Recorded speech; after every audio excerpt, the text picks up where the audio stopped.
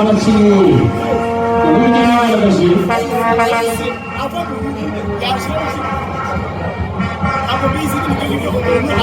iraza kwambikwa imidari y'ishimwe ishyikirizwe igikombe cy'irushanwa ry'Imana muri 2025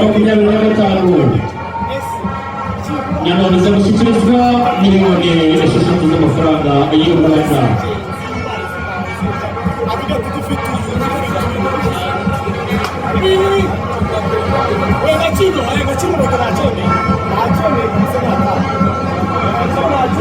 Iyi ni ikipe ya APR yegukanye igikombe cy'irushanwa ry'intwari mu bagabo 2025.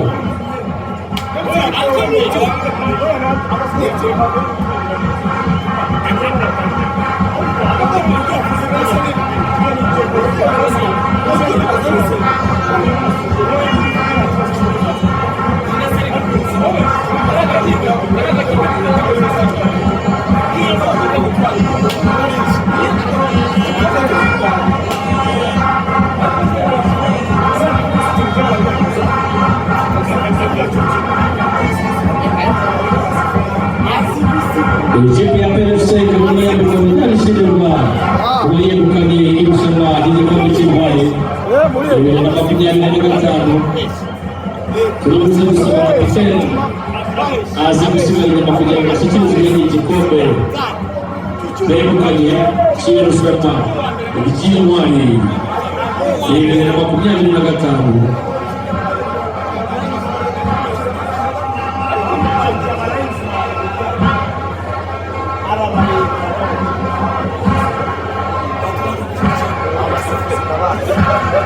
Mashimisha cyane dushimira ikipe ya APR. Mwari muze gusaba mu gihe kapiteni asigaye inyuma kugira ngo ashyikirizwe igikombe muze gusaba ubuyobozi bafunga kugira ngo abe ari we uduhera kapiteni wa APR igikombe batsindiye. Ndaza gusaba ubuyobozi bafunga abe ari we uduhera ikipe ya APR igikombe batsindiye. Kapiteni yegere hafi kugira ngo abayobozi bafunga amushyikirize icyo gikombe, ari nako abakunze kumuvuza amashyi menshi cyane ushimira ikipe ye yegukanye. Felicitations ikipe ya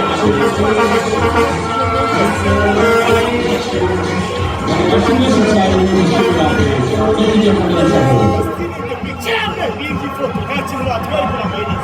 komereza mu gihe